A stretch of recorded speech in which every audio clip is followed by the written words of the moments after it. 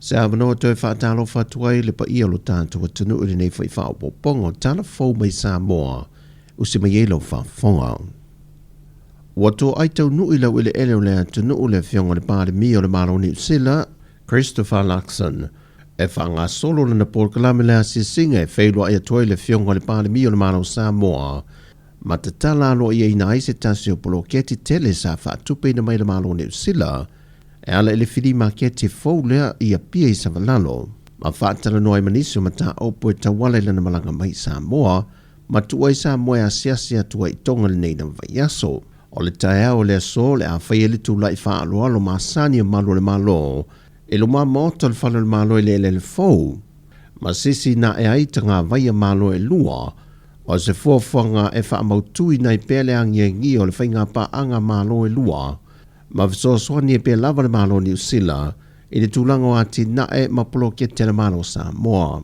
Ma i le porkalame o le taunu mai o le awhionga le pāremio ni usila, e so o i lava ma le sauninga o le whaafotu tupu, e whae e atoe le swafa tā ua o sinave maun mutotua, e fuafua e whaatino le awhio anga o pia. So ai ma le te tala alo ai e na o le makiti fau e pe o le tā ua i le awa uli, le ana mata whaatino mai le masino mati le tausanga lua whelua se fulma le wha. E le tau na visoaswani e le malo ni usila, e lua se fulu miliona tala.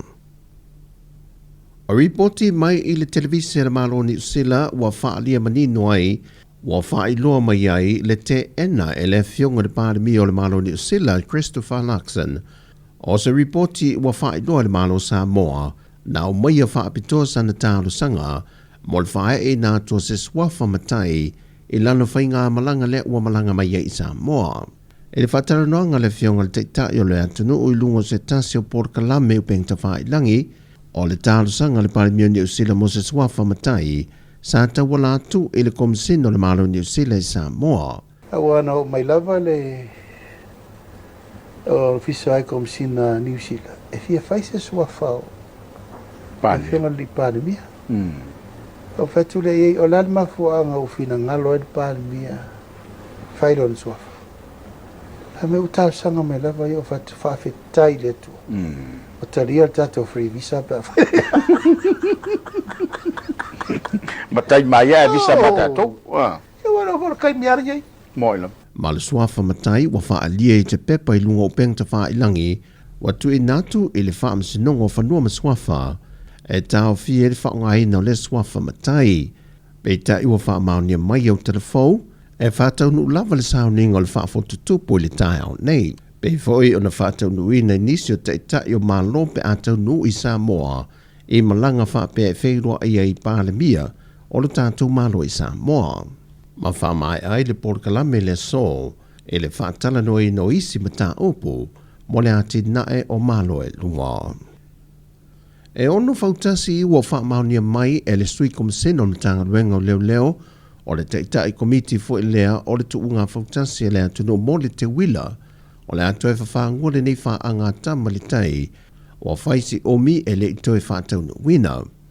Na fisilingia au telefou se tasi o fautasi lau i loa i nei tuunga, le digital senga vao mai le Don Bosco, pe ono te tau vai le nei tau sanga, pe ta ina whaalia le fionga le li pule, tu pai fono mai tu manesua. Walona, ona Sāmoa i whaatatitia mātou porkalami, alea onga mo le tau sanga.